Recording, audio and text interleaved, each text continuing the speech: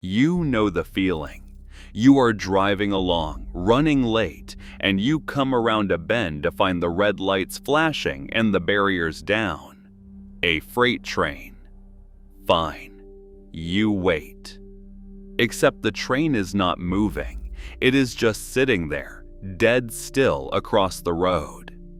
5 minutes, 10 minutes, 20. You start to wonder if it is ever going to move at all. And the question that goes through everybody's head in that moment is the same one. How is this even allowed? Surely there is a law. Surely a train cannot just sit there and block a public road for as long as it likes. Here is the answer that is going to annoy you. In the United States, for the most part, there is no limit. A train can legally block your road for an hour, for 3 hours, in some documented cases, for days, and almost nothing you or your town or even your state can do about it will stick. Before we get into it, hit subscribe and drop a comment letting us know where you're watching from. We want to know who's out there. Let us start with why the train is even stopped, because it is usually not laziness. A freight train stops across a road for real operational reasons. Very often, it is waiting for another train to pass on a single track line, pulled over so an oncoming train can get by. Sometimes the crew has simply run out of hours.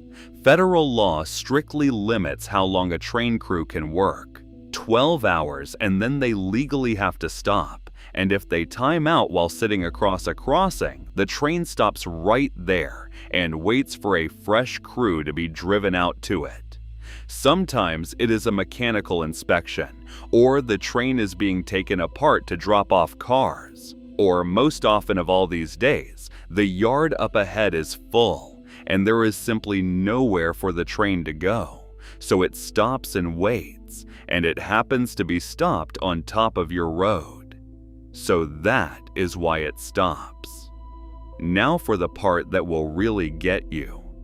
Why is nobody allowed to stop it? You would think this is simple. You would think a town could just pass a law.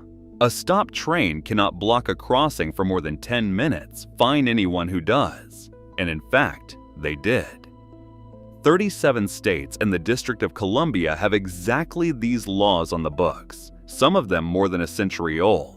Ohio has had one since 1853. They set a limit, 5 minutes, 10 minutes, and a penalty for going over, and almost none of them can be enforced because of one word: preemption. Here is how it works, and it is the heart of the whole story. The American railroads are regulated at the federal level by the national government under a pair of laws with long names: the Interstate Commerce Commission Termination Act and the Federal Railroad Safety Act. The whole point of those federal laws is to make the rules for railroads uniform across the entire country, so that a railroad running through a dozen states does not have to obey a different rulebook in every town it passes. And American courts have ruled again and again that when a state or a town passes a law telling a railroad how long it can sit on a crossing, that local law is telling the railroad how to run its trains. And a state is not allowed to do that, because the federal government has claimed that ground for itself. So the local law is preempted, overruled, struck down. It does not matter that it is on the books. It cannot be enforced. This is not a rare technicality. It happens in real cases with real consequences. In Ohio, the state charged the railroad CSX with breaking its 5-minute blocking law after CSX trains sat across 4 different roads in one town, in some cases for more than an hour, while delivering to a car factory. The case went all the way to the Ohio Supreme Court, and the railroad won. The court ruled that Ohio's anti-blocking law regulates and governs rail traffic, which is exactly what a state is not permitted to do, and so the charges were thrown out. Every court but one that has ever looked at one of these laws has reached the same conclusion. The town loses, the railroad wins, the crossing stays blocked. Now, here is the truly maddening part, the gap at the center of it. The federal government took all that power for itself and then never set a time limit of its own. There is no federal law that says a train cannot block a crossing for an hour or a day. There is nothing. The Federal Railroad Administration has deliberately declined to set a hard national limit, arguing that a strict rule could conflict with other safety needs, like the fact that a train sometimes has to stop for a required brake test. So sit with what that means. The states are forbidden from setting a limit because that power belongs to the federal government, and the federal government has set no limit at all. The result is a hole. A train can block your road for as long as its operations require, and there is, functionally, no law in the country that says otherwise. One court, ruling on this exact problem, put it plainly. Without state action, it said, railroads would be allowed to block major roads for an infinite amount of time because the federal regulation is silent. Texas is the perfect example. Texas used to have a criminal penalty for a railroad that blocked a crossing for more than 10 minutes. In 2005, the state attorney general concluded that federal law preempted it, and the penalty was stripped out of the code. Today, officially, trains in Texas are not limited to how long they can block a crossing at all. If you are stuck, the state's own advice is to call 911. And this is not just an annoyance that makes you late. This is where it turns dark. When a train sits across the only road into a neighborhood, it does not just block cars. It blocks ambulances. It blocks fire engines. There are documented cases across the country of people dying because the paramedics could not get through.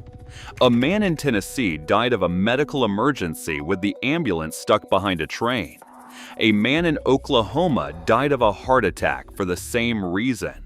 In one Texas community, a mother says a train blocking the only way in and out of her neighborhood kept paramedics from reaching her child in time.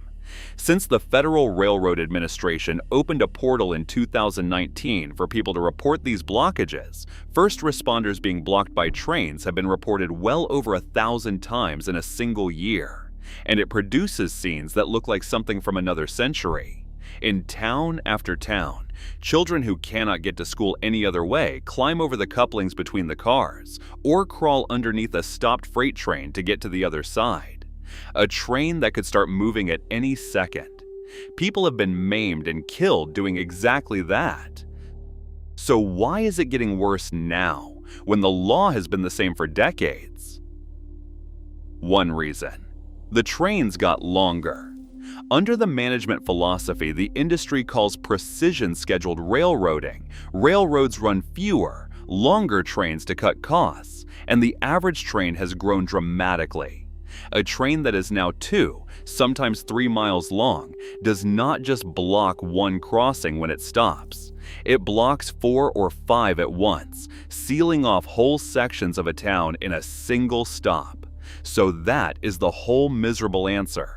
The train is stopped for real operational reasons. Your town's law against it has been overruled by the federal government. The federal government has set no law of its own, and the trains keep getting longer. That is why a freight train can sit across your road for hours, and why, short of an act of Congress, there is almost nothing anyone can do about it. The next time you are sitting at that crossing, engine idling, watching a motionless wall of steel, you will know the truth. It is not that the railroad is breaking the law.